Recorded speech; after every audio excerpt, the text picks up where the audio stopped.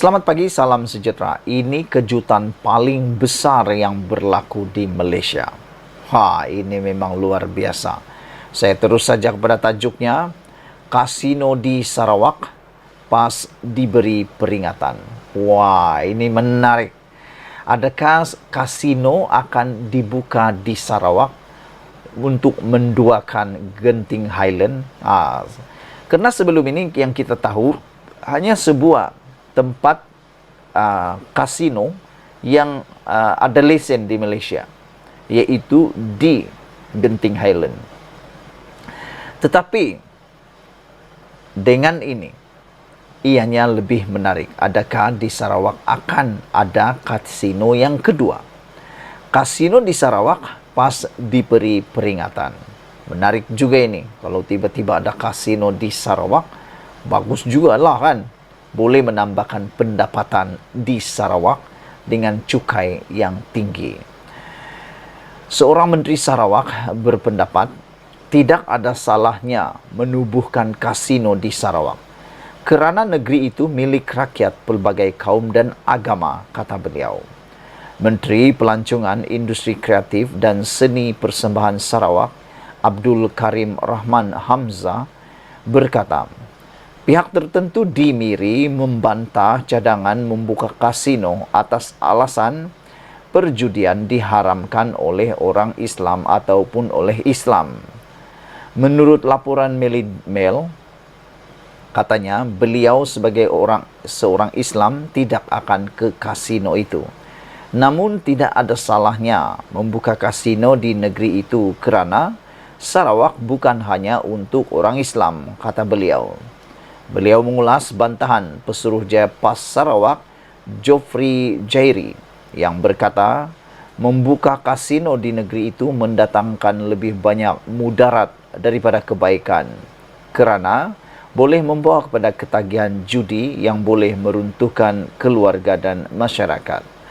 Dalam pada itu, Karim mempersoalkan mengapa PAS Sarawak hanya membantah projek kasino sedangkan kedai loteri seperti Magnum dan Toto tersebar di serata negeri.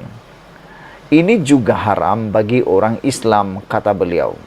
Tetapi apabila idea kasino itu ditimbulkan, semua orang melompat tanpa menyadari kasino itu bukan satu-satunya yang ingin ditubuhkan di Borneo Highlands, katanya. Menteri itu berkata sebuah taman hiburan dan padang golf turut dicadangkan di Borneo Highlands. Bagaimanapun, beliau berkata, keputusan sama ada untuk menubuhkan kasino di kawasan itu terserah kepada Premier Sarawak, Abang Johari Openg. Kasino di Sarawak pas diberikan peringatan. Saudara-saudara sekalian, apabila membacakan ulasan ini, saya memang antara dua derajat. Bukan antara dua derajat, antara dua kedudukan.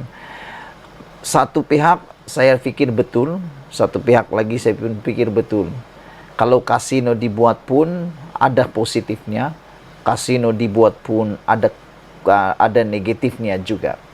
Kerana seperti yang dikatakan sebelum ini oleh Menteri tersebut, Menteri Pelancongan, Industri Kreatif dan Seni Persembahan Sarawak, Abdul Karim Rahman, beliau kata kasino itu boleh ditubuhkan. Apa salahnya ditubuhkan di Sarawak? Kerana negeri itu, yaitu negeri Sarawak, milik rakyat pelbagai kaum dan agama. Dan beliau mengatakan bahawa orang Islam, sebagai orang Islam, dia tidak akan ke kasino itu. Jadi bermaksud dia ingin katakan bahawa kalau ada pun kasino itu, orang Islam tidak patut pergi ke sana. Namun, beliau kata, tidak ada salahnya membuka kasino di negeri itu kerana Sarawak bukan hanya untuk orang Islam. Di Sarawak, memang pelbagai kaum ada di sana. Ada orang bukan Islam dan ada orang Islam. Menteri tersebut mengatakan bahawa beliau mengulas apabila bantahan Pesuruhjaya PAS Sarawak, Geoffrey Jairi, yang mengatakan bahawa pembukaan kasino di negeri itu mendatangkan lebih banyak mudarat daripada kebaikan kerana boleh membawa kepada ketagihan judi yang boleh meruntuhkan keluarga dan juga masyarakat. Yang ini pun saya setuju, yaitu perjudian boleh menyebabkan ketagihan dan boleh merosakkan, meruntuhkan keluarga dan masyarakat. Kalau mereka mau berjudi di kawasan pelancongan itu hanya untuk suka-suka atau hanya untuk merasa suasana semata-mata, hanya kena melancong, itu mungkin satu perkara yang boleh terkawal dan baik. Tapi kalau ianya menjadi tabiat, menjadi ketagihan, saya pun setuju seperti yang dikatakan oleh Suruhjaya PAS ini, yaitu ianya boleh menyebabkan keruntuhan kepada keluarga dan masyarakat. Tetapi berapa peratus sahajakah orang yang terlibat yang sehingga keluarganya runtuh dan masyarakatnya runtuh? Kerana apabila memberikan rasionalisasi ini, menteri tersebut juga mempersoalkan, Karim mempersoalkan, mengapa PAS Sarawak hanya membantah projek kasino? Inilah yang menyebabkan kita berfikir 2-3 kali ganda, 2-3 kali, begitu.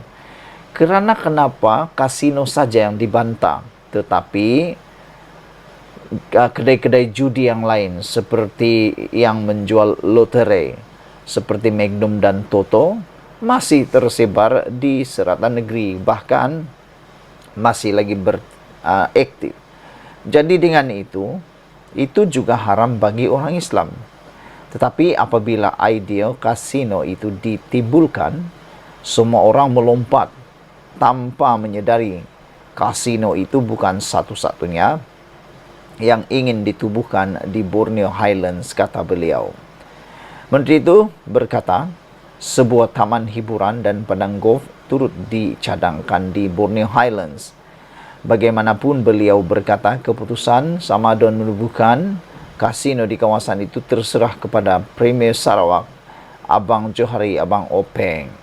Saudara-saudara, adakah anda, sebelum kita berpisah, apa pula pendapat anda tentang isu kali ini? Adakah anda seperti saya juga berpendapat ada kebaikan, ada keburukan? Ataupun anda mungkin daripada Sarawak, daripada Sabah, yang mana penduduknya berbilang kaum, adakah anda setuju dengan penubuhan kasino di kawasan taman hiburan tersebut? Dan dia bukan terletak di kawasan yang biasa-biasa, ianya di kawasan pelancongan dan hiburan.